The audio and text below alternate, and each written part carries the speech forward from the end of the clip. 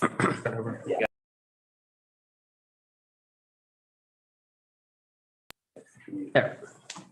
Oh, now it's. Okay.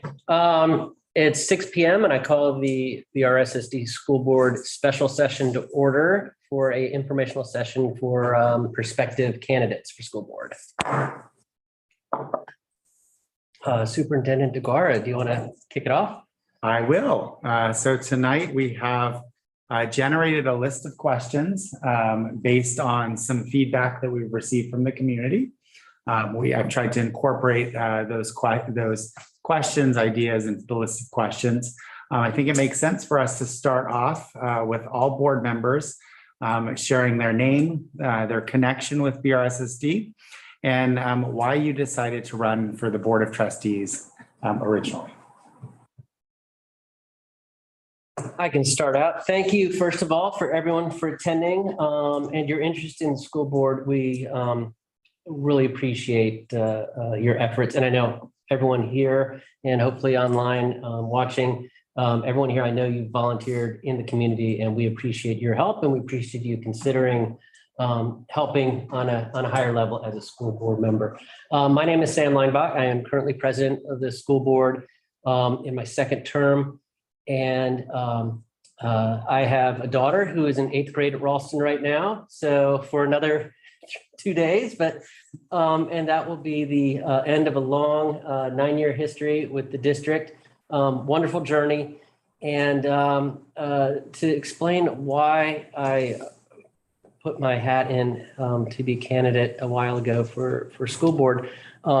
It got started out long ago. You know, I came into kindergarten where my daughter came into kindergarten. We went to the parent session. It's like, okay, here's all this information I have about, you know, the school needs money for this. Here's the structure and everything.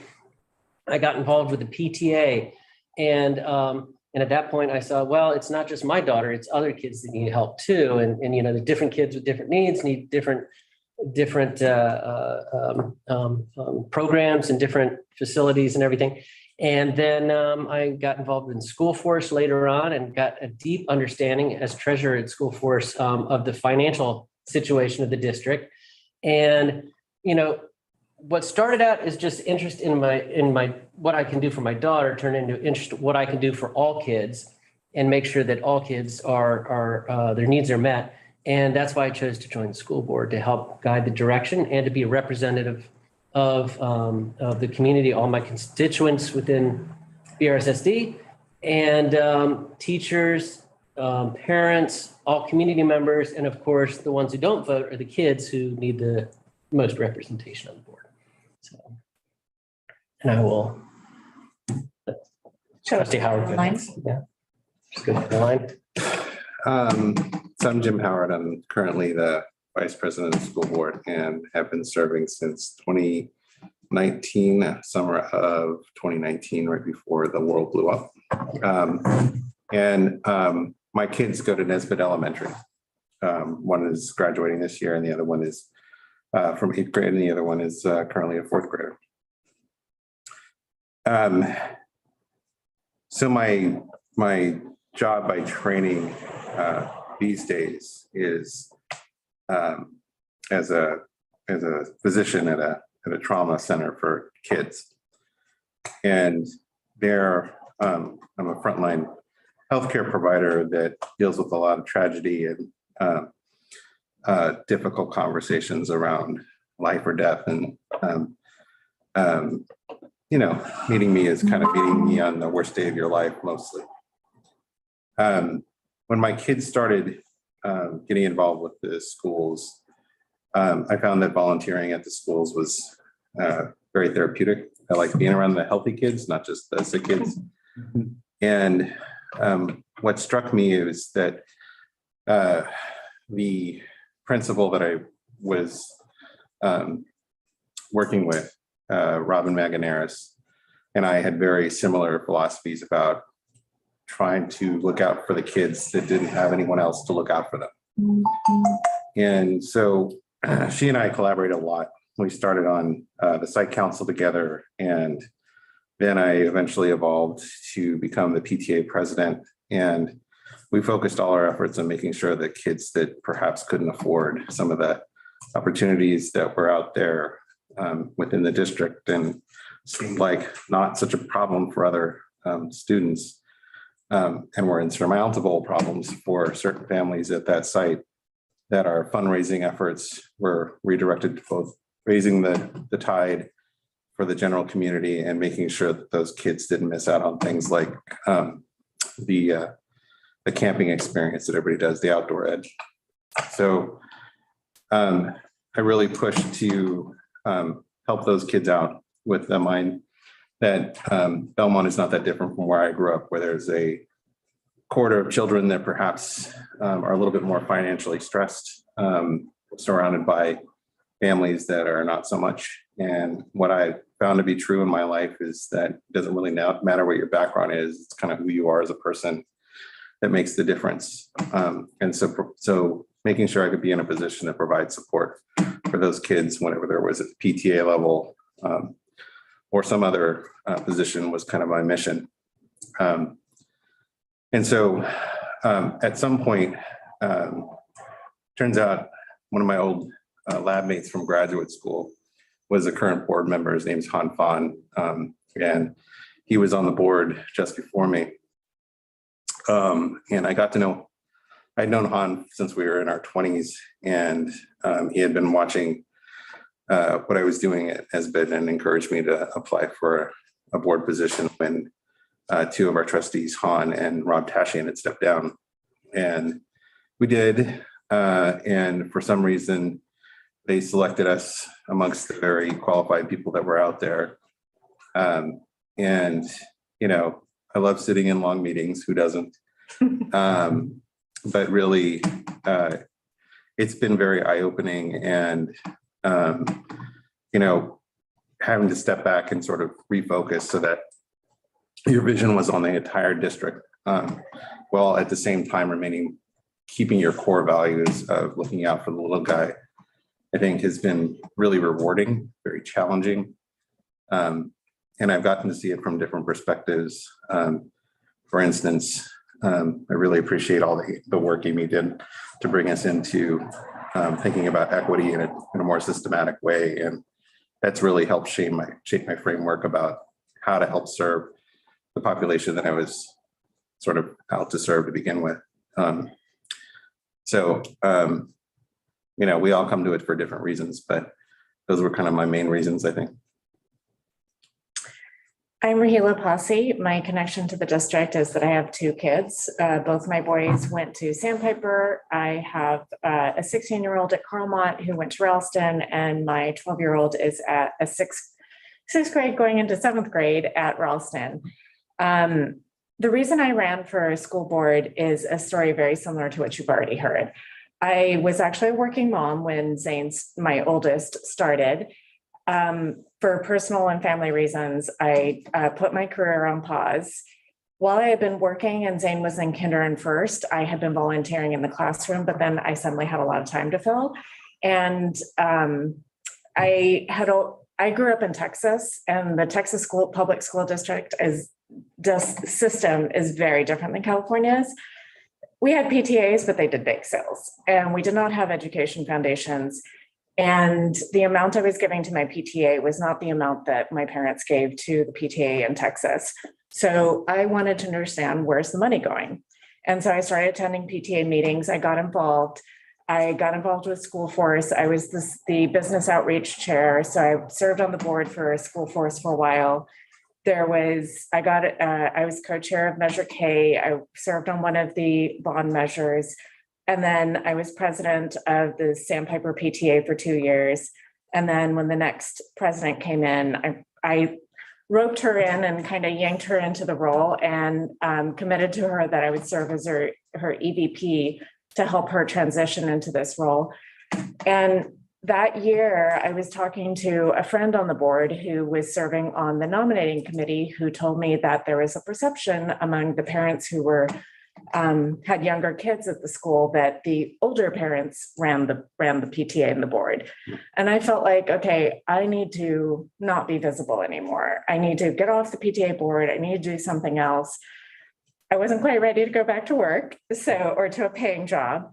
And one of the trustees at that time stepped down, announced that he was stepping down, so there was an appointment available. So it was right as I was trying to figure out, okay, should I go back to school force and be volunteering on the school force board? What should I do? How should I use my time? And wanted to continue the path I was on of giving back to the community and the school district, and education and kids are very important to me. So I applied for the position. I got appointed in 2016. I served out the rest of Chuck's term and then ran a campaign in 2018, which was very eye-opening. And so then I was elected in 2018. And so I'm one of the 3 trustees whose position is up in 2022. And I now actually have a full-time paying job.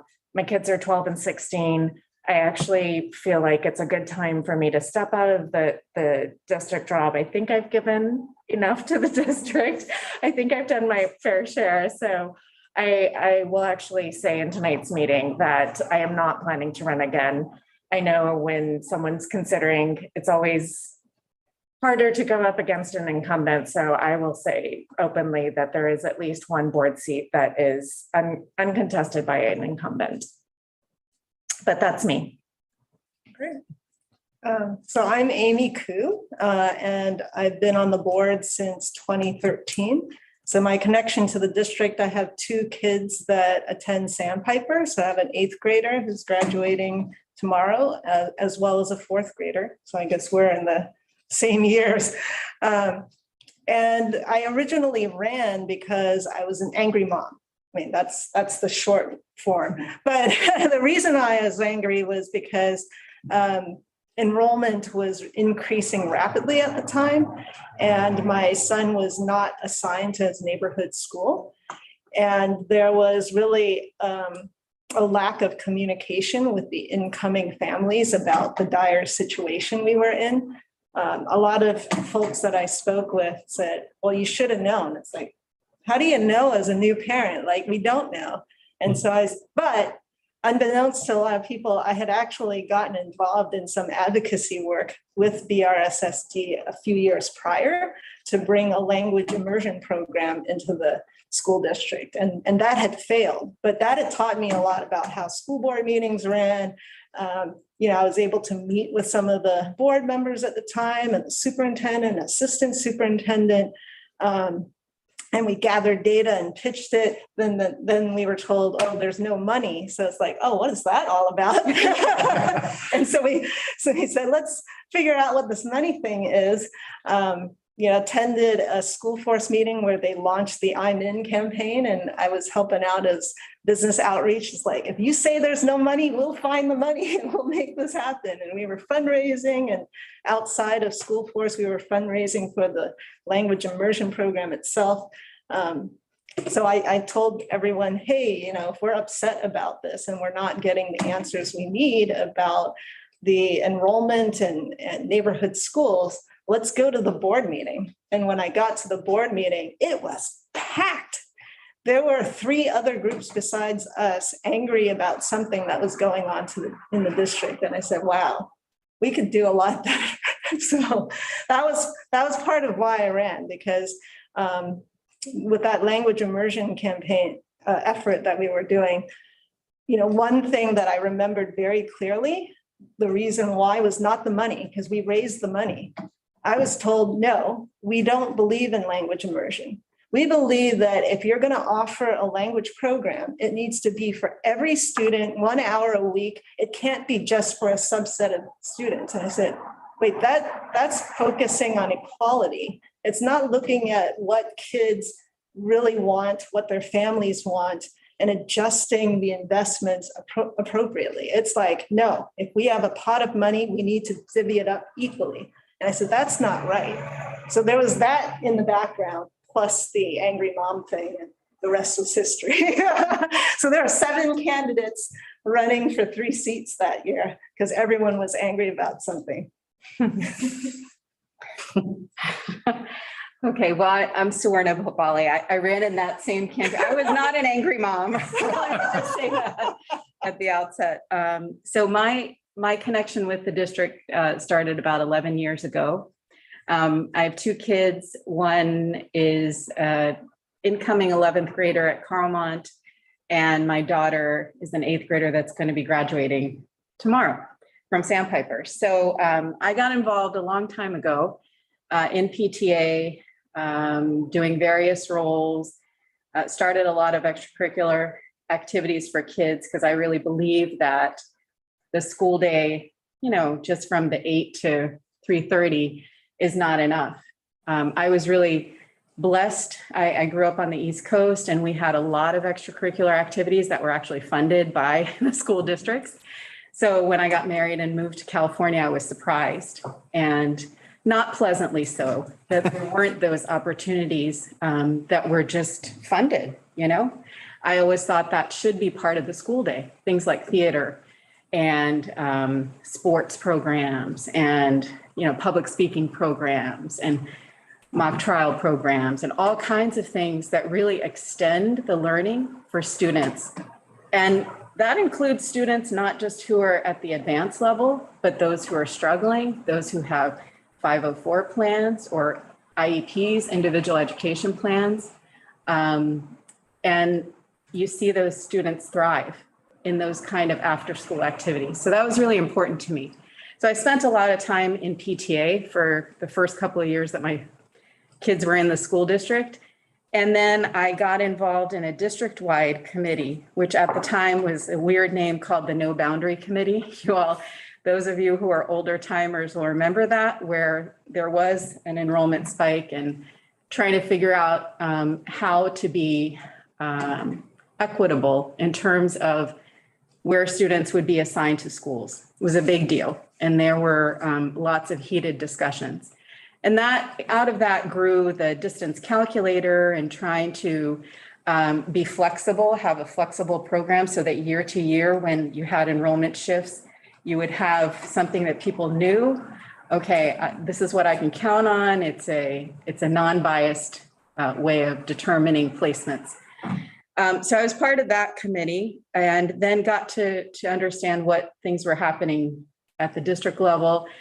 That was about March, I think. And then I started to go to every board meeting. And in those days, there was no Zoom. So it was like coming here every time and sitting through hours and hours of long meetings, but really understanding the issues. And as I did that, you know, I got to know the board members, and I have a legal background. And so some of the folks on the board really started encouraging me. That's a theme you hear, that people start encouraging you when they see that you're involved and you have a genuine interest, a sincere interest in doing something for the district. You get invited to participate and be more involved. So I did that. So I ran in 2013 and was reelected in 2018. And for me, the reason to run was really simple. It was that I felt like my background would really be helpful in kind of bringing a reasoned approach to being a board member. And we'll talk more about that as some of the other questions come up. But I felt like I could make a difference. And I feel like, you know, I really have over the past 9 years. So that's my story. Great. I learn more and more about you every time we have these conversations. Thank you. So the next series of questions is more of a reflection by board members of what it's like to be on a board, as well as kind of advice and tips for our prospective board members. So as you think about your role on the board, what attributes, beliefs, and behaviors do you believe are essential for board members to have? So I think there's probably going to be a lot of overlap in these questions. So if 2 or 3 board members want to take each question, that'd be great. Go ahead.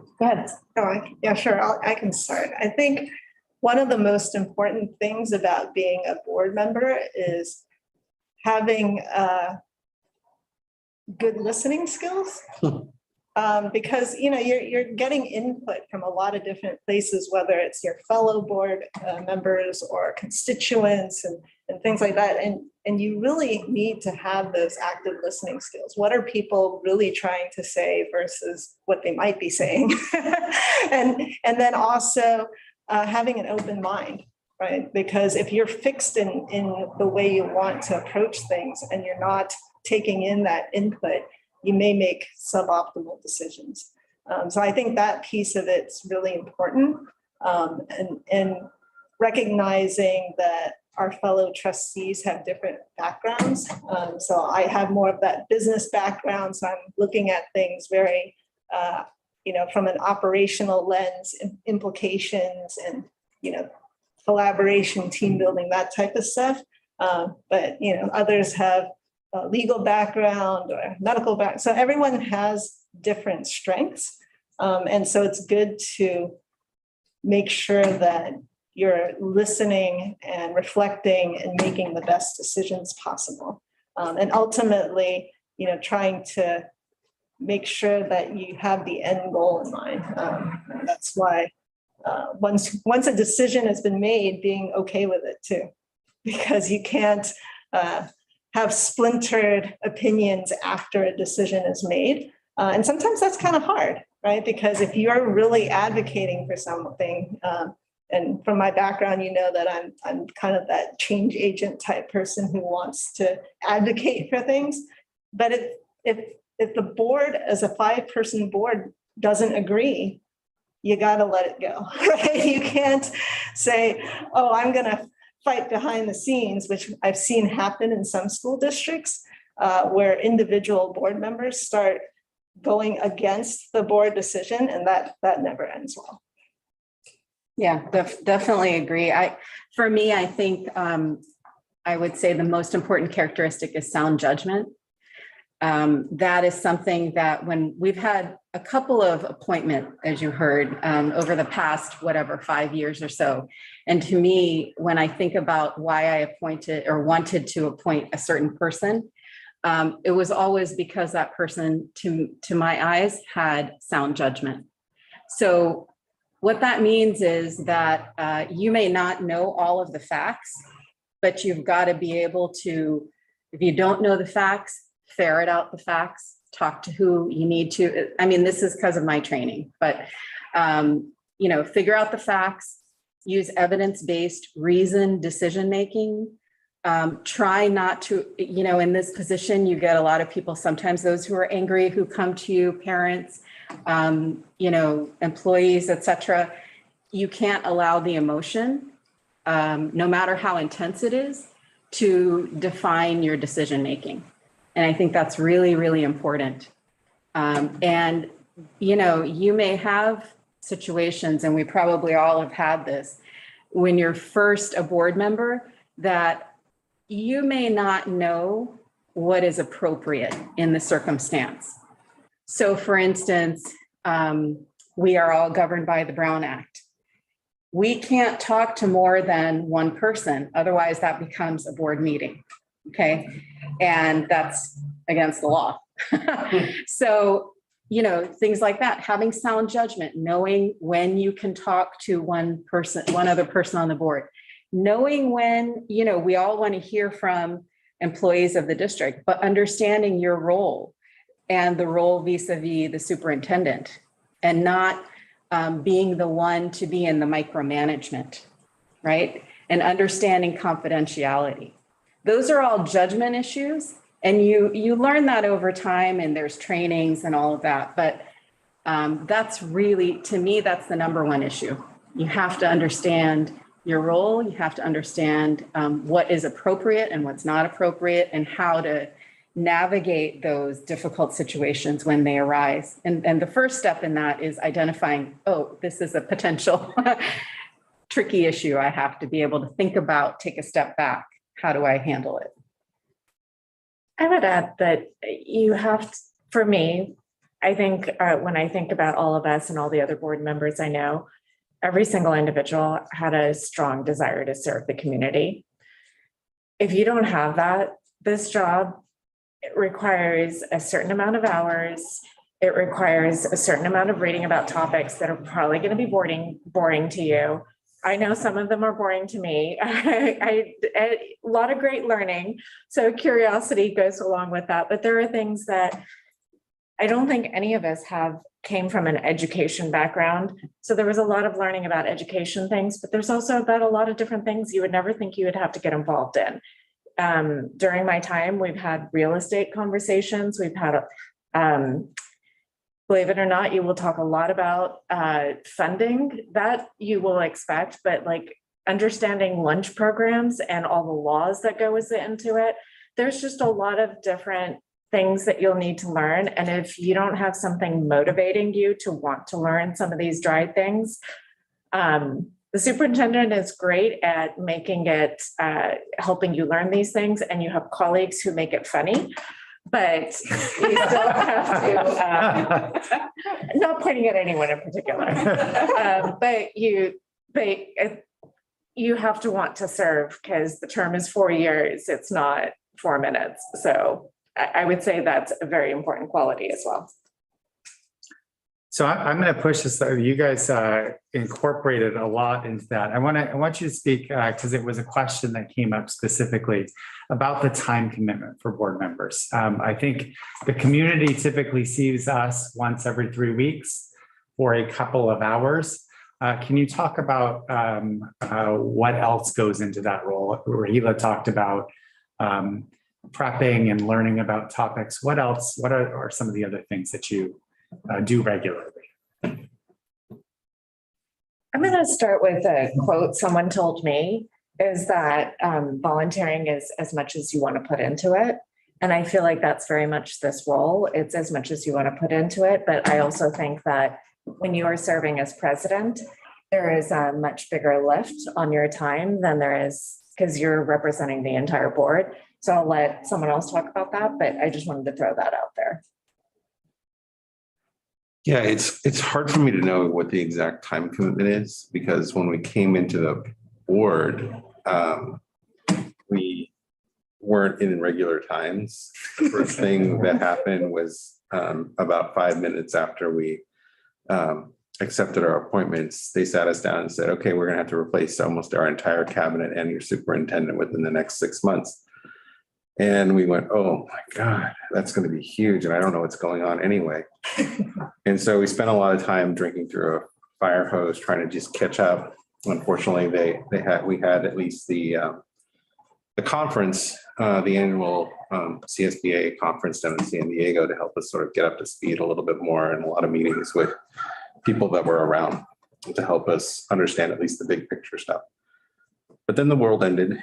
And it felt like there were times when we were constantly on the telephone and working through different problems and setting up a community for the best bad product that we could offer them. And it was a lot. I think that I spent most of my time as soon as I was done with one job, ripping off my clothes, brushing my teeth, throwing some water in my face and getting to the board meeting so that I could be present and in this space, in addition to all the behind the scenes discussions. So there were definitely moments where it seems overwhelming and too much, but there's the normal pace is more methodical, right? There's time to sort of be reflective. And I would say that one of the activities that we participate in regularly has been our retreats, where we have to sort of sit back and then get out of the weeds and really think about big picture issues as opposed to day-to-day, week-to-week, month-to-month issues. And those are easily some of my most favorite times, although our meetings are pretty long. They're also so engaging that the time passes by really quickly. Yeah, a couple things I'll add as far as time commitments. It comes in waves a little bit. We have meetings approximately once a month. And of course, there's the time in the meetings. Several days before the meeting, you'll get a board packet, which I remember when I first started, it used to be paper. And when the budget came out, which is like 130 pages, and there'd be literally that much paper in a delivered. And Pam Hopkins, of course, had to drive around to all of our houses and drop it off, confidentially.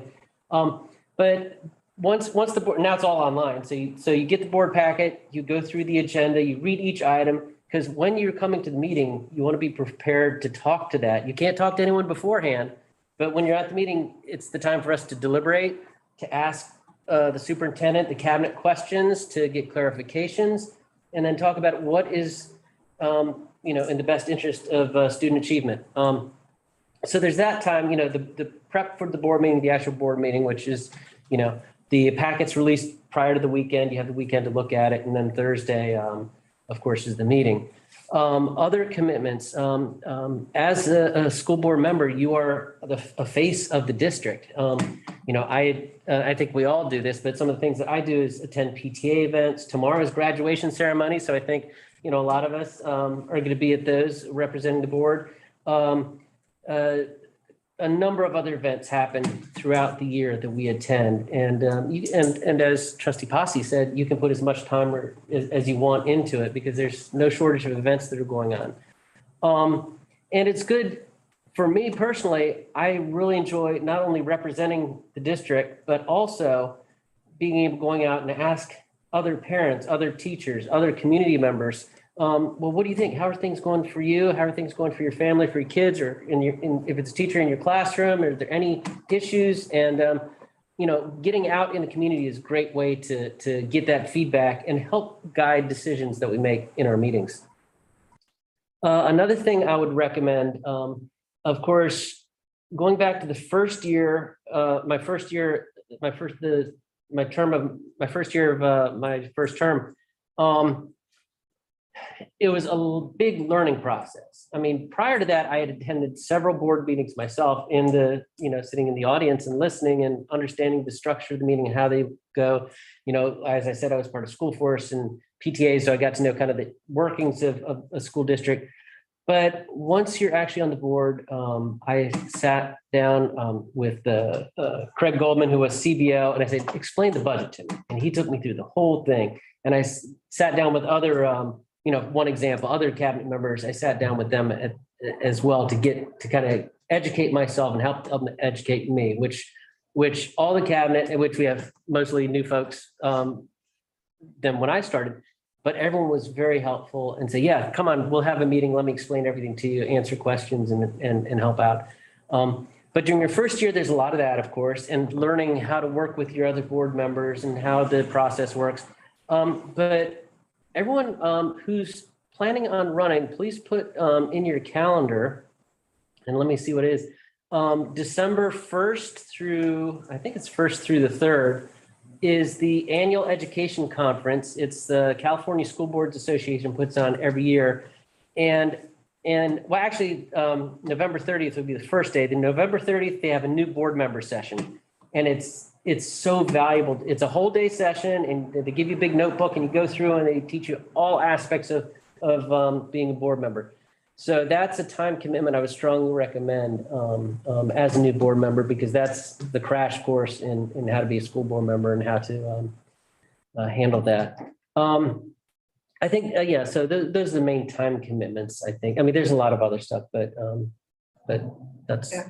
Any other comments about? I think I'll throw out some specific numbers. I mean, probably at a bare minimum, it's 20 hours a month, bare minimum. The reason why I say that is because between prepping for the board meeting and then any post-board meeting kind of follow-ups or whatnot, that's already, half of that time. And so you can imagine, if you're either doing trainings or you're visiting schools or having brown bag lunches, or in other cases, sometimes there's committees or some sort of broader initiative that like strategic planning or facilities planning or whatever it is, those are going to be additional hours. And then you can also participate in like the San Mateo County School Boards Association that also has workshops, networking, learn best practices. So you can easily consume a lot of time, but at a bare minimum, I think to be effective, you should be able to dedicate 20 hours a month. And you could go way beyond that. So I will just add to the AEC Annual Education Conference, I think it is, through California School Boards Association, or CSBA, happens yearly. The district does like to sponsor our school board members to go and attend that, and really to develop the network. There's a master's in governance. So as long as the desire is there to learn, we will support in a ton of different ways. And our potential candidates don't need to worry about that. We'll help and we'll mentor, we'll coach, and we'll help you build your skills to be an effective board member. So I don't want to scare all of our potential board members. So I'm actually going to morph my next question. I want you to just tell me, actually, I'll ask each one of you on this one. What's the most rewarding part of being a school board member? I can start out with that one. Usually, I mean, there's a lot of decisions that we make, but whatever decision the board, the governance team puts forward, once it goes into action and seeing rewards from that action are the most rewarding. For example, we had our State of the District event a few weeks ago at Nesbitt School. And there was a moment where all the kids were up on, well, many kids got up on stage. There was a panel discussion, and Assistant Superintendent who asked them some questions about what you thought, and hearing them talk about the things that they liked about the district. I mean, they had some complaints about food and minor things like that, you know, too much homework maybe. But hearing them talk about some of the things that meant a lot to them, knowing that we as a board help put those programs in place. I think that's the most rewarding thing to me. Seeing our actions and our dedication to the district pay off is one of the things. And especially when you see it directly from the kids out of their mouths talking about it. Yeah. I just kind of add on to that. I think for me, one of the things that really is rewarding is when you see the difference that you've made in the kids themselves. So when you see kids, for instance, who've gone through and graduated from 8th grade from our district, and now they're in high school and they have come back to give back. Because I'll give an example, perfect example right now with Measure C. We had a number of high school student ambassadors who wanted to give back because they understood they were the recipients of the previous generation of folks who passed the previous measures. And that gave them such an enriching experience. Because at the end of the day, when we talk about our strategic plan, yes, it's about collaboration and critical thinking, but the end goal is global citizenship. So to me, as a board member, if we can graduate citizens, good citizens, like that's what we all want as parents, right? We want to have the next generation of good citizens. So what a better way than kids who by themselves say, I'm going to give up my time. And you all know, those of you who are high schoolers, they're busy. And for them to want to give back to their community is really special. That means that we did our job. So I totally agree 100% with Sam. I would agree with both of them. It's really about seeing the decisions that you've made come to fruition or come into action. I can't think of a good example, but for me, like when I think about the best parts of my job, it's like visiting classrooms and seeing like when you're just thinking about just innovation was a priority for us. And we talked a lot about different ways of inculcating innovation, and we just gave the guidance. The school district does the implementation, but then going in and seeing it in practice is just so amazing and seeing the excitement on the kids' faces. And for me, I guess, because I'm doing it for the kids and to see the kids really benefiting and enjoying, and then also like Swarna articulated, just seeing it carry all the way through to the next level when they're out of our school district is absolutely the best reward. Yeah, I mean, I think I echo what my fellow trustees have said so far. I did want to also highlight though that one of the things that I find gratifying is actually the focus on providing that strategic direction. And I think when I first joined the board, we didn't really have a strategic plan. And that was one of the big efforts that we put together, the strategic plan, and it's really guided us and helped us align on decisions more quickly because we knew what we were trying to aim for. Because I said, how do you know how to make decisions when you don't know where you're trying to go? Right? That was the initial question. And I feel we've done much better with that. And to see people talk about the growth mindset, to talk about things that we said, these are important areas to target in the next 5 to 7 years, and to see that come to fruition is really meaningful because it's great to see students achieving, but it's also important to see, well, how did we get there? Did we, spend all the money unwisely and still end up with that result? Or were we working as a team, all aiming in the same direction, using the funds the best we can to get to that same outcome? And so for me, that's the gratifying part, is that we're able to do so much on a shoestring. And it's because of that strong direction and knowing where we're going and all rowing together. Pressure's on you. Yeah, I wouldn't say that there's one thing. Somebody asked me, is the board fun? And kind of, sometimes I always think of the board is the PTA being more like basketball and the board being a little bit more like football. Basketball was always fun to me, terrible at it, but it was always fun. Football is not always fun, but it's very rewarding. And so one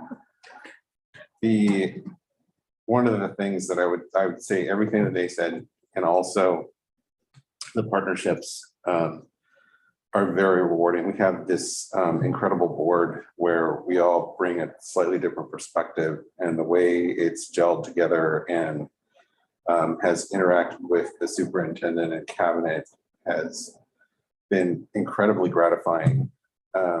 I really enjoy the intellectual partnerships. I really enjoy the passion. I really enjoy that we respect each other, and that there's nobody that is undermining the group, that it's really a cohesive bunch that has the better interests of the community and the kids in mind. And when you have that kind of team, it makes a huge difference, because then we can focus on strategy. We can disagree without being disagreeable. We can affect change. And when you look backward from not only the process and the approach that we've taken, but the people that have put it together, and then look back at the product, it's not surprising to me that we make effective change year after year after year. And so I guess I would say it's the people that I found to be the most gratifying. Couldn't agree more. One guy, Yeah. I won't say who it was. I will say that every board meeting, we share a laugh, for sure. Whether you want to or not. Yeah. I will actually, this question, a lot of you guys have mentioned pieces of, but I want to call it out specifically. So our current board of trustees has a very collaborative nature, a strong growth mindset. While we may not always be 100% in perfect agreement, we've found ways to be uniform in our decision-making, which is important. Please share your thoughts on the importance of a governance team rather than operating as 5 individuals.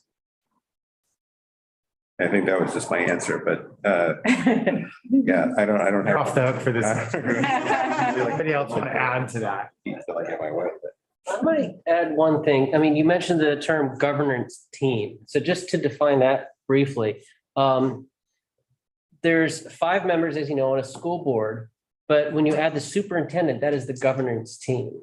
And governance is not about deciding like one particular thing to do. It's about planning the policy for the district.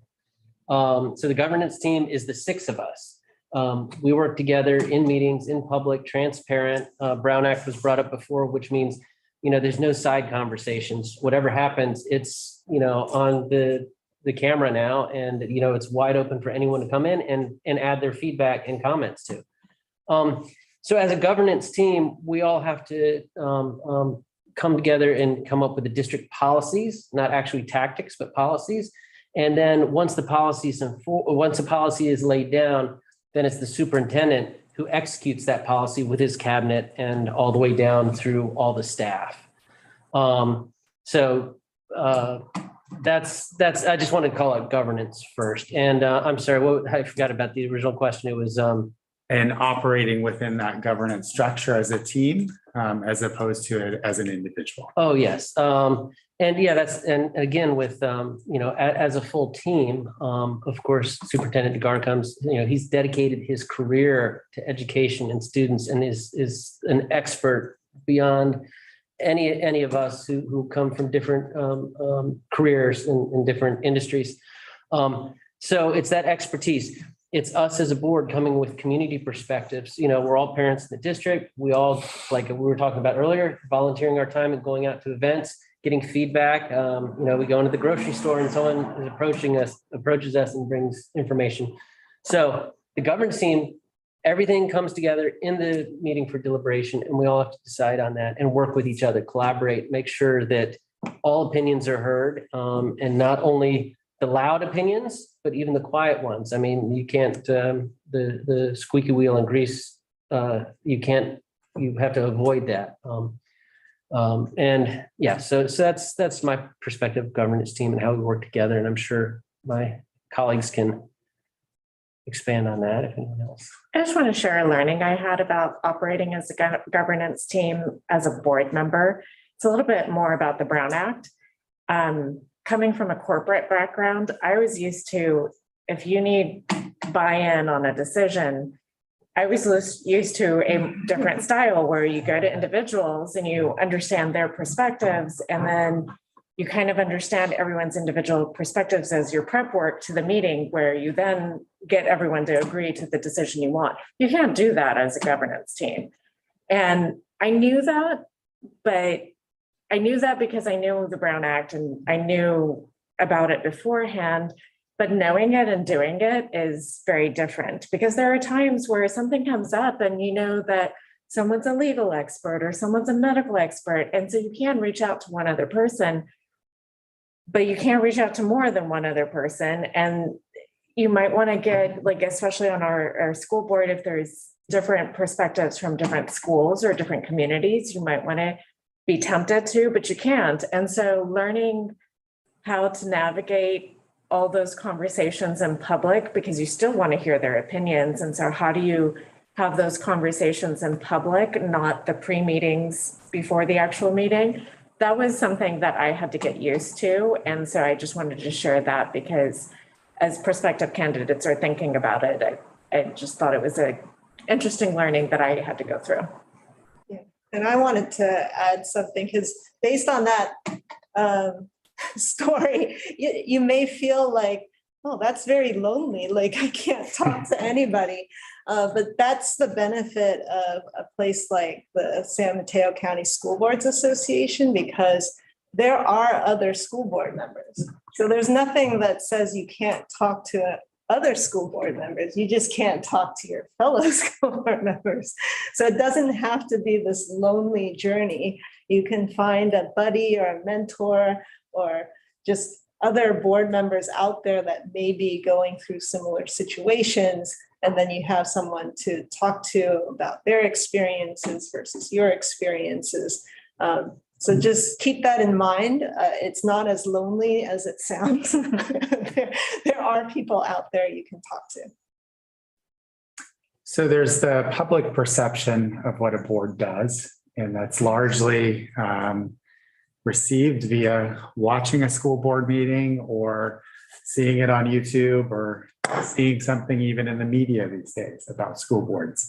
When you think about your term on the school board, you've probably learned a lot. You have learned a lot. You've probably been surprised by many things that you might not have imagined.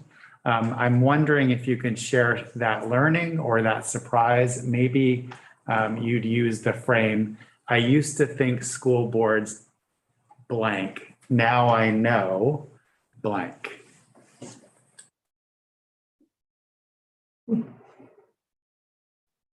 I'll start. I think, I don't know that I would put it in that frame. But You don't have to. okay, but I'll say that one thing that I've learned being on the school board for 9 years is that change takes time. We all walk in thinking that we want to change this, or this is how I would impact that. You're not going to walk in here saying, oh, I just want everything status quo, right? You're going to be advocates for something, or you'll see some issue that you feel like you could do better. But I think what I've learned is change takes time, and you have to be able to bring others along. So each of us has one vote, and, you know, along with the superintendent, we're a governance team. We have to convince the other folks to go along with it. And I would say that probably 99% of our decisions are actually unanimous.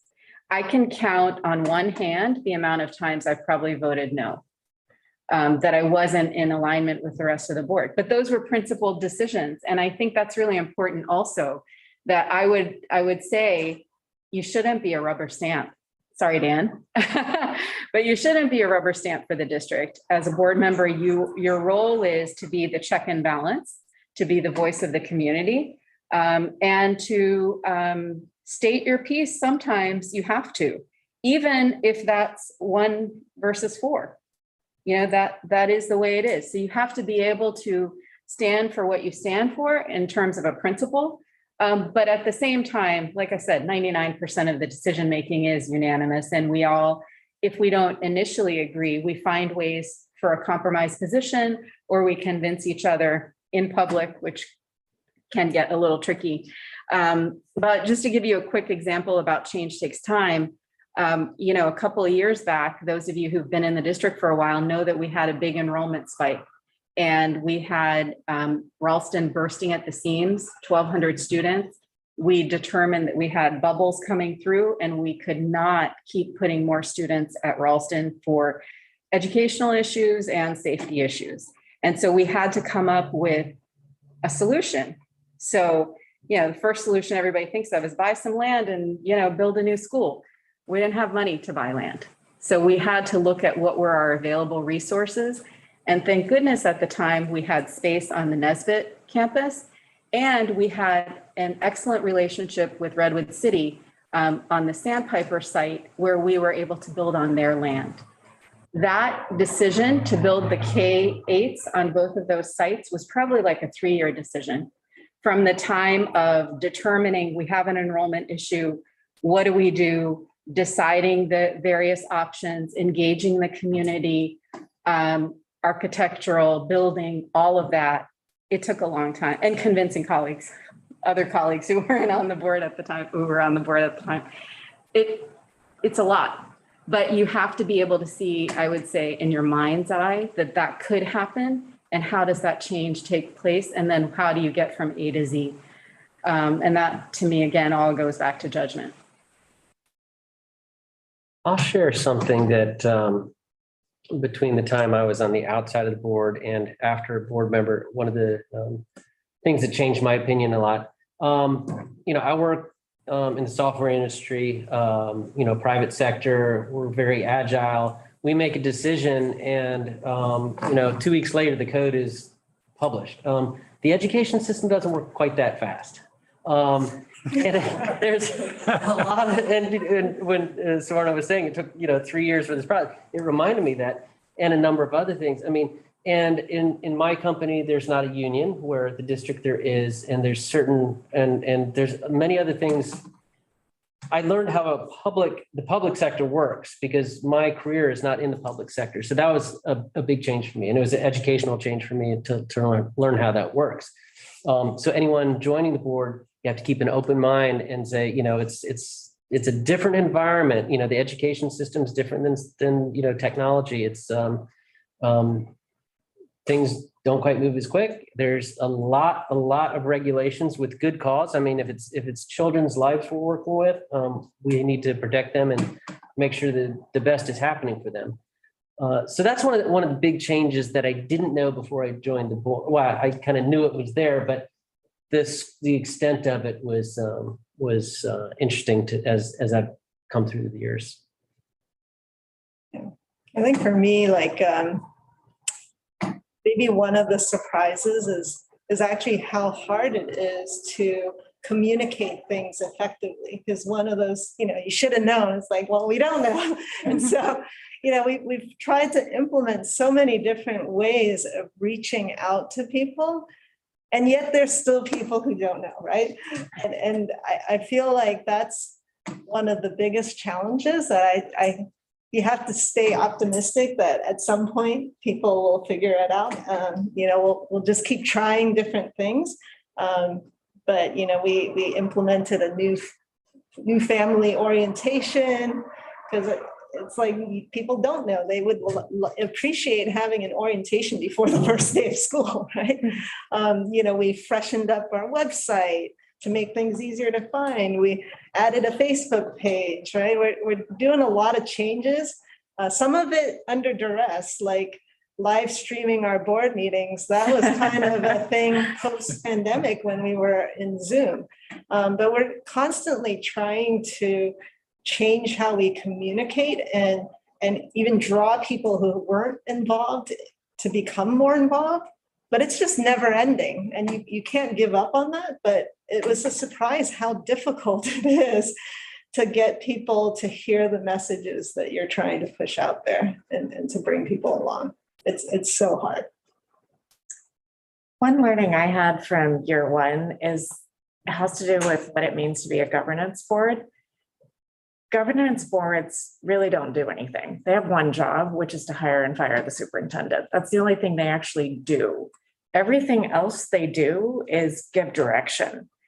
And having come from being a very active volunteer, I'll give just a quick anecdote. My kids were at Sandpiper. I was working on something for the auction on a project, and all the other volunteers were talking about Discovery Day at their school. And I was like, what is this Discovery Day? And as I heard more information, I was like, this is amazing. Why does Sandpiper not have a Discovery Day? Even Redwood Shores Elementary, which is newer than Sandpiper, has a Discovery Day. Every school didn't have one at the time. But I approached the principal, said, I've heard about this Discovery Day. And she was like, yes, that exists at other schools. And I was like, well, why doesn't it exist here? And she's like, I don't know. But I was like, okay.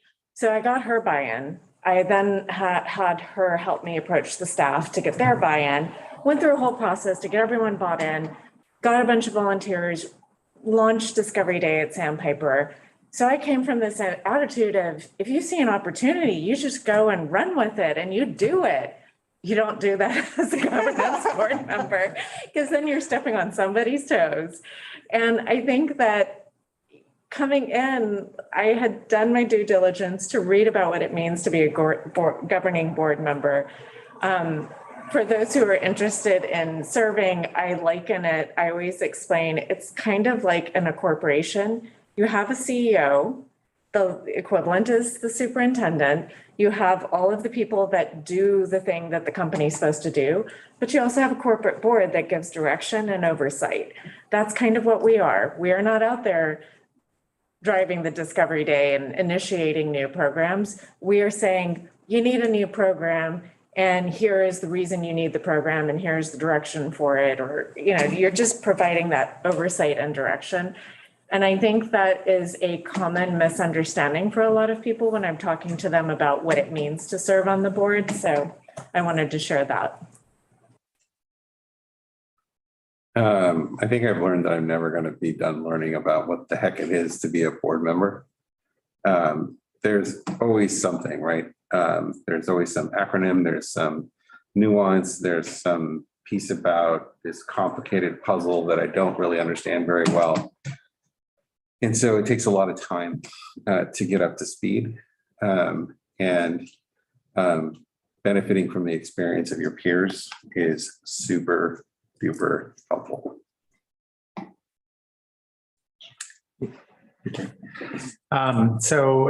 Thank you.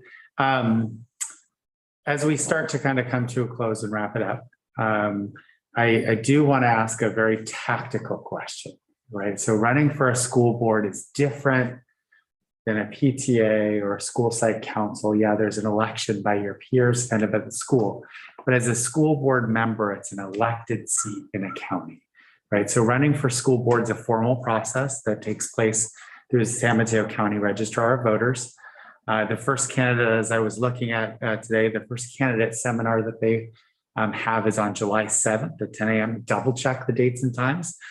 Don't take what I say as word, but San Mateo County Office of Education, the candidate filing period is July 18th to August 12th.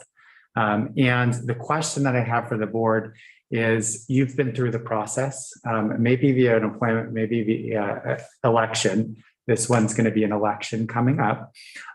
Any advice that you have for individuals looking to run for the Board of Trustees from a process and procedure perspective of like, hey, when you're working with the Registrar of Voters, don't forget X, or something like that. The other question actually that came up via the submission form was, what costs might a candidate expect to incur? So I would say it's an it depends kind of question. So first of all, the county registrar of voters is just over the hill here at Tower Road. So it's incredibly close and convenient for you to submit your paperwork. You have to come up with a committee, and that is through the, what is it called? The Fair, FPPC. Fair Political Practices Commission. Commission. And that's a state-run office. And so part of what you do is you file with them, and part of what you do is file with the local county. And then you've got to also raise funds. So presumably an election at a minimum is going to cost about $500 at this scale. But it also depends on how competitive it is. The more competitive it is, the more that you're going to have to encourage others to support your campaign. And that's a little bit awkward to ask other people for money. Forming a committee, having a campaign chair, having a treasurer, all those things are important, and having people that are reliable to do those jobs is super important. Things like getting endorsements, getting endorsements early, people that are known and respected in the community, getting a web page together, which usually has a monthly fee of some sort, and even having your bank account so that you can run the business of your campaign are all things that have to get done pretty quickly. And the sooner that you can get those pieces in order, then it makes the whole thing go smoother, because then you can focus on talking and campaigning and speaking to your constituents, as opposed to getting all the technical pieces together. So it's can be very little. I think Sam and I ran it unopposed, so we both raised some money up front, and then I think it maybe was only about $250 for the whole thing for me.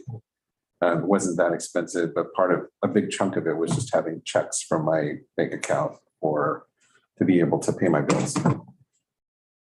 So on that score, you can't commingle your funds. So you have to have a separate bank account. So it can't be a personal account. So if you have already an account at a bank, you could get a separate account, and then it's titled with your campaign and not your personal. And all the checks or whatever money comes in ought to be to your campaign committee and not to you personally. So that's a legal thing. You want to make sure you keep those funds separate. And I would just clarify on that. You only need the committee if you plan to spend over 2,000. No, actually, it's if you spend over 2,000. Yeah. So even if you plan to spend under that threshold, if you exceed it, you get into legal trouble. So just know what that guideline is. I would definitely say attend the info session that Superintendent Decora was talking about at the county elections office. I found it super helpful. I don't know if they still hand out physical books, but they did at the time. That gives you all the deadlines. Another thing to note when you're in that training is what is due to the local office and what has to be sent to Sacramento to the FPPC, because different things are due different places. For the FPPC, there is actually a phone number and people answer that number. So if you do go the committee route, you have to get a number, and that number has to be on your signs, on your literature, everything, that it was paid for by the FPPC number and the name of your committee. That can be a challenge getting that number if a lot of people are all filing at the same time. I know when I filed, it took 2 or 3 weeks. And so you can't fundraise until you have that number. There's a lot of things you can't do until you have that number. So I would call just to find out what's the status. Also, if in my form, I made a mistake and it got rejected, the form had to be mailed back to me and I had to send the form back. So just even calling to know that my form was rejected and why it was rejected, I could be like, oh, okay, I put my treasurer's name in the wrong spot. I now know I can fill out the new form, and I didn't have to wait for the other one to come back, but I did have to know why it was rejected. So that's a tip I would say, is find that number. You can find it on the internet by looking for the FPPC number in Sacramento. And if you file for the number, just call them and ask where you're at.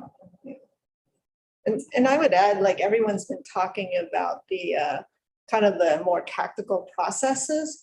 But one important piece of planning ahead is really thinking through what are your priorities for why you're running.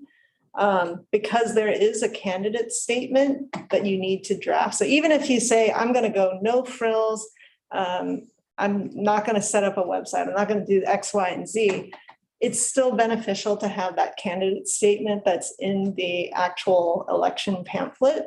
And there's actually a free website that you could put your information on. So you could go really cheap, right? But the candidate statement does cost a little bit of money, but you have to think through what you want to write about, right? So you need to think through, why am I running? What makes me unique? What are my priorities? And try and connect with the voters through that candidate statement that can then be translated to the free website. And at the end of the day, I think that's what is important when you're trying to connect with the voters. They need to understand where you're coming from and why you're doing this, more so than any of those other tactical pieces, which you'll figure out as you go. But if you don't know why you're running, then when you talk to people, they're not going to know either, right? You have to be really sure yourself of why you're doing this before someone will support you. Yeah, I'll add one more thing. Typically, there may be 1 or 2 candidate forums. I know the RSCA, the Redwood Shores Community Association, and potentially another organization will have a candidate forum, and they'll get all the, it's usually they get all the city council members and the school board members, and there'll be a panel, ask questions, give everyone a chance to answer. So prepare for that. And as Trustee Koo is saying, because everyone's here, they have an idea, they want to be on the school board, but think very hard about why you want to be on the school board, and not only to answer the candidate questions and everything, but if and when you actually sit down on the board, you're ready to hit the ground running with that mindset of really why you're doing it. So that of course will be announced when the election date comes. I'll just add one final thing is I think talk to your families. It's super important that your spouse, kids are on board, because it's not just once you get on the board, because there'll be nights that you get home, very late. But it's also just the campaigning part of it, and walking door to door if you choose to do that, or going to events or whatever. So make sure that your family is on board. That's a really critical piece. Yeah, there'll be times that you'll need somebody to sort of process some of the things that have happened with your spouse is always a confidential partner in some of those sessions. And you know, people will say things to you on occasion, even if you're coming at it from a genuine, very, very genuine perspective. Occasionally, a constituent and or somebody with even more influence than an individual constituent will say something quite off-putting, especially when you're campaigning. And you know, just be prepared for not just the technical cost and the time cost, but some of the emotional cost. So it's a good time to remember that just because someone says it doesn't mean it has to stick to you. And actually, Trustee Howard brings up a good point, because some people may be fearful of running, right? They may think, oh gosh, it's too scary. It's competitive. What if I lose? But, you know, keep in mind that you're running for a reason. And even if you don't end up winning the election, you've still learned a lot through the process, and you can help in other ways. So there's no drawback to going for it and running, because you can always run again. You know, there's other opportunities in the future, and you always learn something from every experience. I guess that's the growth mindset, right? Yeah, I mean, when you were appointed, we were up against each other for the appointment, and they picked the better candidate. But then that was a time for me to pivot back and get more involved with the local school. And then I became PTA president, and I got to understand what the district goes about in terms of fundraising and school force and this, that, and the other thing. So there's always a time to, even if the first go around is, I don't know if unsuccessful is the right word in that situation, but the outcome is different from what you expect. There's always an opportunity to pivot and learn more and become back a little bit more engaged and prepared if it doesn't work out the first time. So I want to put a little bit of a positive spin on it, because I know that what we said is like, it's a lot of work and this and that. Having known all of you, you know, all of you have contributed so much to our district, to your individual sites, to the students in your communities and the district as a whole. And so, you know, just on behalf of myself, and I'm sure everybody feels this way as well, I mean, we'll be happy to help you too, to the extent that we can, answer any questions or give you support and encouragement. And, you know, so don't feel like you're alone. We appreciate that you are, you know, thinking about stepping up to the challenge. And you'll have lots of people like us who are going to support you as well. A quick add in terms of resources. If you're running a campaign, I didn't know this until it was too late for me, but I randomly was in the San Mateo County Library, which is where I saw this, but I'm sure all the libraries have books that actually tell you step by step how to run a campaign, how to go about fundraising and all the different, and they have books that are specific to school board campaigns. Yes, I didn't know that. I randomly was there to get my son's passport paperwork put in, and there was a table all set up with the books. So if you're thinking about running and you want to learn more, I wanted to share that resource. Yeah, it's like Sure. I think Some they have a of them are YouTube even- video about that too. Oh. some of them are clearly even titled "How to Successfully Run a Local Campaign." So President Leinbach, before we wrap up, I know we do have some audience members. I just want to give you an opportunity. I know we did solicit questions prior to and included those in. But was there something, I just want to offer a couple minutes if you have questions you want to ask the board? So in terms of trying to take a decision on topics, is it the board members primarily voting, because you're obviously an odd number setback? So Superintendent, you wouldn't be voting on such issues, right?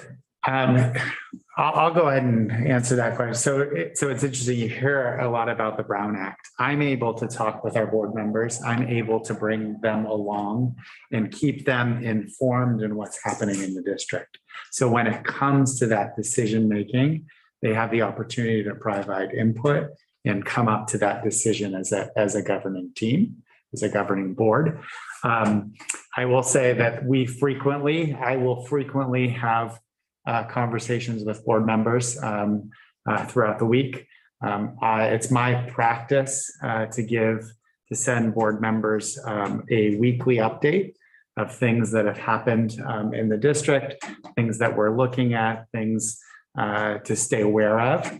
And frequently we'll have conversations or board members will reach out to me with questions. So that's one way that we facilitate that information. And I would also, I'll just add to that, any of you here, those who are on YouTube, I'm happy to schedule an appointment with you to talk individually about process, answer any logistical questions that you may have for me as well. I think that's an important piece before joining the governance team. I'll add a couple of things. First of all, thank you, Superintendent Guard, for volunteering your time. I know your phone, email door is always open, and we in the whole community appreciate the time and dedication you spend to answer questions like this.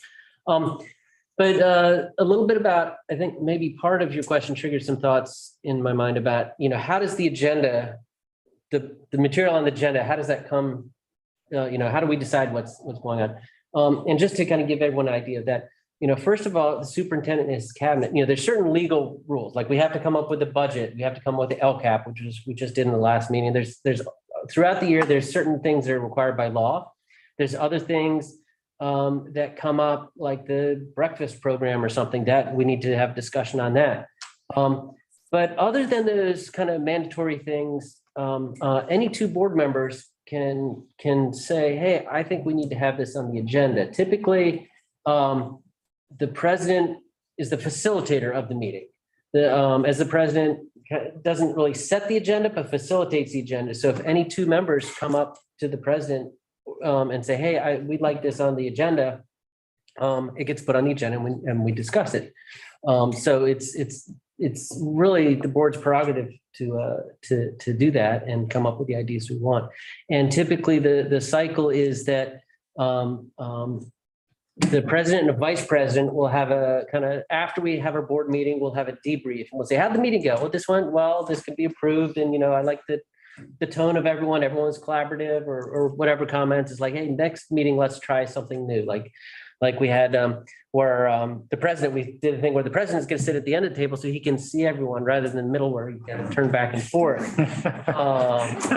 So, I mean, that's just a norm that we do. But president, vice president have a meeting with superintendent after the meeting and also talk about, okay, the next meeting, here's the agenda, how we're going to run through it. Maybe let's do this first or last. We're doing retiree recognition. We should do that up front so they can come and get recognized and then not have to sit through the budget and LCAP and other things that might be not as exciting.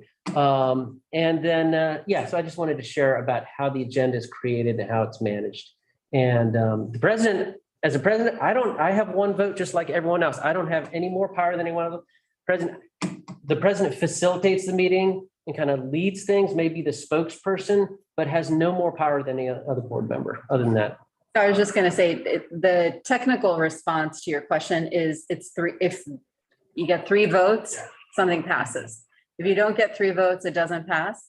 But in general, like I said earlier, we tend to be very much in consensus building mode. And so, but it's 3-2. And you'll see there are definitely times when we go through a discussion and we're clearly not coming to consensus. And instead of an action, we move back to discussion.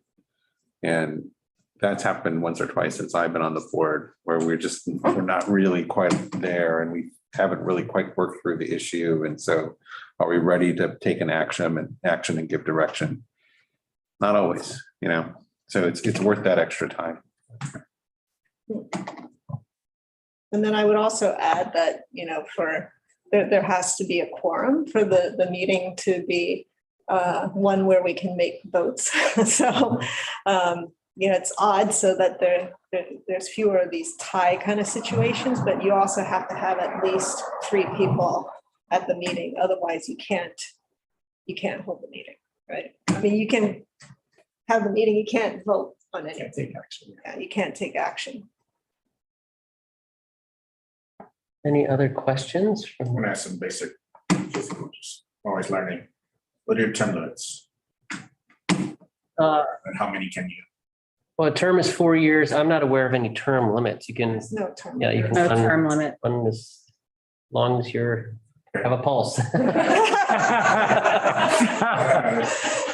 some point you And as long as use, the community will accept you or not. gotcha.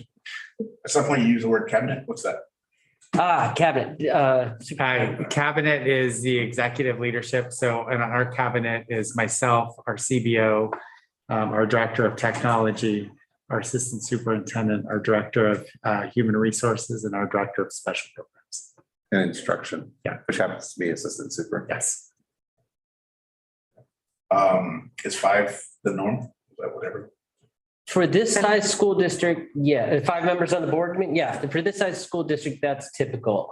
If you go, like LA Unified has 500,000 students, so they have a 7-member board, I believe, right? And then there's some other larger school districts, but it's really probably up to the charter and the bylaws of the district as to how many members are on the board. But I think 5 is a good number for us. Yep. It may be difficult to fill 7 seats.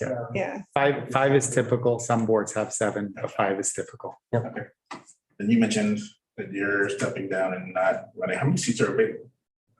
There are three seats. The 3 of us ran in 2018, so all of our terms are up.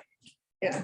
And I would highlight that ours is still an at-large election. Mhm. So when you're talking about 3 seats available, it's open to anyone in the district and everyone in the district can vote. Versus some school boards have transitioned to by trustee area and you only vote. You have to live in that little trustee area and the voters are from that trustee area, but we're still at large. The city of Belmont just went through that process. But we're investigating and exploring We are. process Yes. of becoming by trustee districts. But that won't happen before. Yeah, so this December election is elections. gonna It's too late. Nothing to worry about right now. But be. potential, this may be the last at-large election. Correct. Because Could be. potentially, but Potentially. certainly. Thank you. Any other questions or April, anything? What would you say the priorities for the district are over the next 2 years or just the next year? Well, we have this thing called a strategic plan. So I'll We just had a big powwow about trying to figure that out. Yeah, I'll just go ahead and share a little bit. I was just debriefing. So at our last board retreat, which happened Monday, yeah, Monday night. all the days are coming together. We did some consensus building, looking at big picture items, things that were important to us, ensuring that we're maintaining high levels of academic success was actually the one that rose to the top for all of us and of course, the most important, but sub under that was making sure that all of our students, regardless of background, were having opportunities to reach success and that we were making sure of that. The other priority that came up, especially coming out of pandemic, teacher shortages, is looking at recruitment. And making sure that the pipelines that we have for teachers coming in, as well as encouraging current staff to continue into leadership roles, that came up as a priority. We look at enrollment in the context of middle schools, in middle school development. That was probably the third highest priority that rose. We had a number of different pieces that we're prioritizing, but those were the 3 that rose to the top. Community and climate, I would say, would be Yeah. Yeah, and climate. Yes. filling back community and climate. A big change that's also coming up is transitional kindergarten mandate. And that's going to be a change for the district financially and just in general to provide those services. But there's a number of unfunded or not fully funded mandates, the TK for all, the breakfast and lunch for all. I mean, oftentimes the state comes down, and this is another thing about a board member is like the state comes down and they say, okay, from now, and it's all in good intent and it's great for the kids. These programs are excellent, but yet the funding isn't there to support them. So now where does the district get that money? Thanks to school force, thanks to our parcel, we have to wait till July 7th, but It's looking, latest results came out and we bumped up a little bit more, so we're looking good for that. But there's unfunded mandates and that's things that as board members, we need to look at. It's like in our meeting, in our retreat, we said, TK, because it's not a fully funded thing, we have to pay special attention to make sure not only do we do the bare minimum that the state requires, but make sure it's a fully functional and full featured and great for the kids, not just the minimum. So, and that's just one example. And you can see it changes, right? This last year, I would have said the top three will probably pass a parcel tax, open the schools successfully, Yeah. in the middle of a pandemic. And then, the adjuncts that went along with that, really pushing science-based health protections for everyone and making sure that we had vaccine clinics and things like that. So there's a lot of pragmatic stuff. And then also, I would say the third biggest thing was improving our relationships with our staff who had just gone through an incredibly stressful time. So mental health was big on our agenda, both for our staff and our kids. So there is a reason why we have so many counselors out there in other districts where all of a sudden discovering that they need counselors, absolutely. So looking backwards, I think those are probably our biggest priorities. There's always big stuff out there that's going to evolve from year to year with the mindset that you always have to be thoughtful about how your budget and that you're making responsible financial decisions as you move towards those bigger goals. And I think that's a good thing to keep in mind, from a strategic planning perspective. These are things that we want to accomplish in the next 3 to 5 years. But then each year we're setting specific goals for that upcoming year. And that's how we also provide feedback to our superintendent, right? Because as part of that relationship, we're giving him the evaluation and is he meeting his goals and objectives for the year. So that's why it's important to have that long-term plan and then chunk it down into, okay, this year we're focusing on what? And then we hold the superintendent accountable to that. And then we keep morphing and changing over time. Yeah, Dan says it really well. We can do many things, but we can't do everything.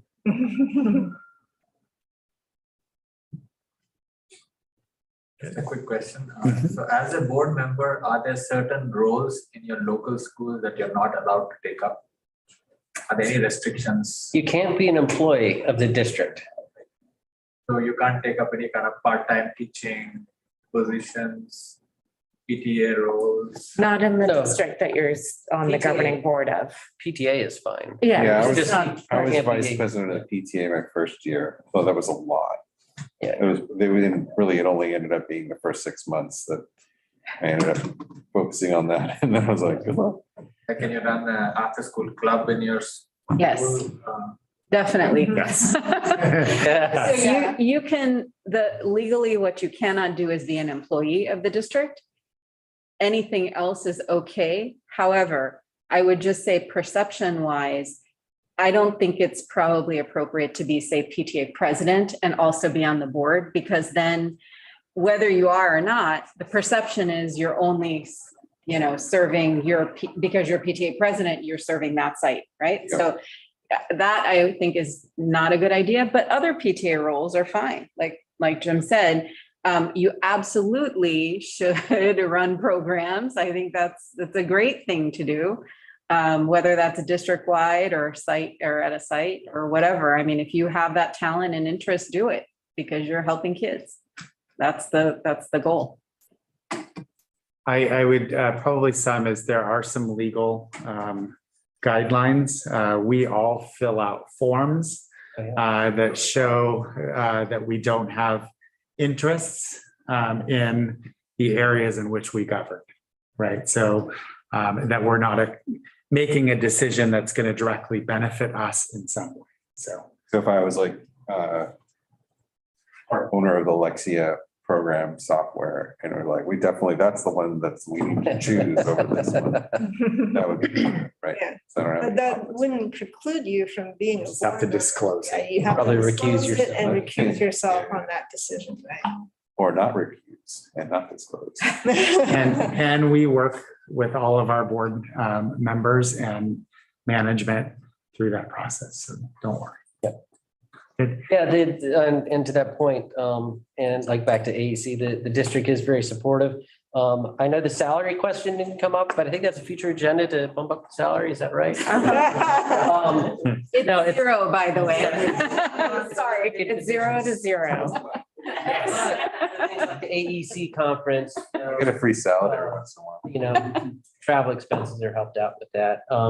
And educational things, professional development, the district will help out with that. And they're just supportive on, like I said, I sit down with cabinet members, tell me this process, and they volunteer their time or, use part of their working time to help out with that. Don't want to distract them too much from their busy work, but the district is very supportive in many ways, but there is no, and of course, we're not doing this, and as you know, with the roles that you all are doing right now, we're not doing it for the money, we're doing it for the kids.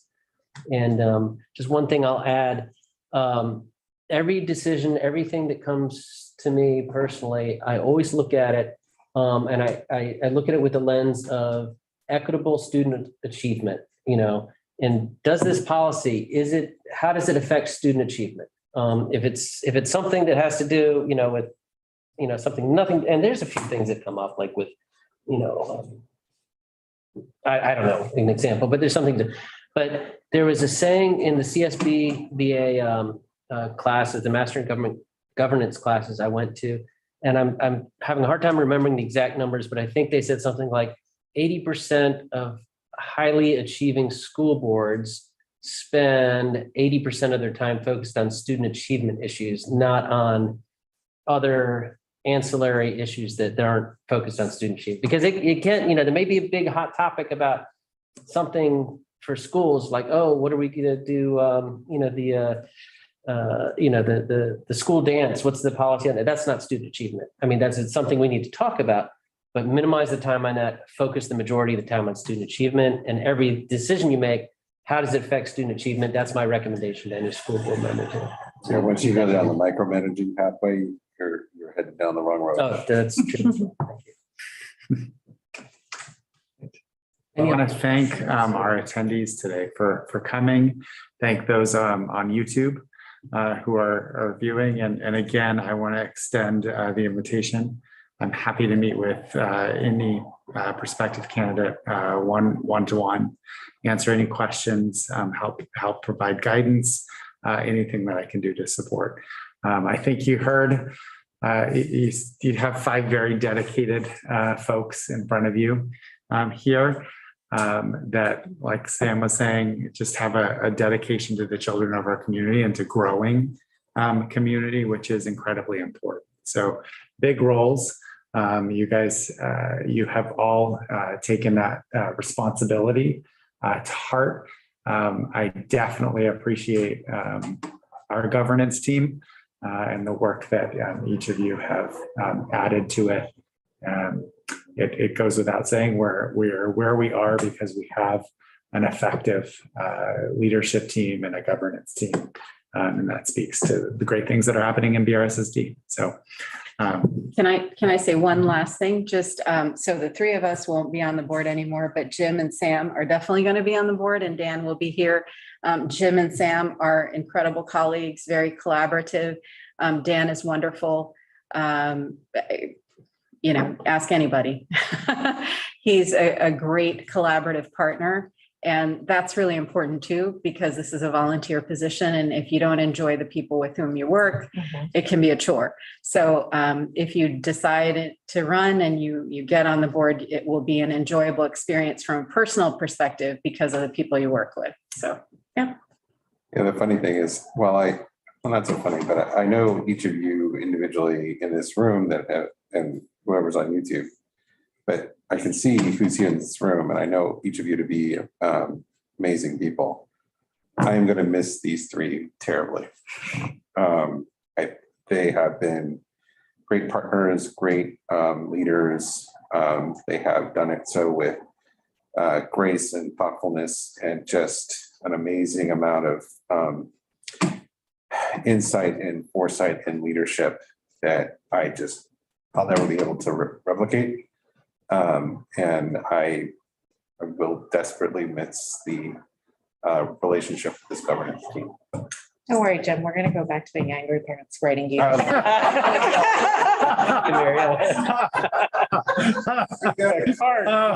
Ms. Posse again. Only 3 minutes this time.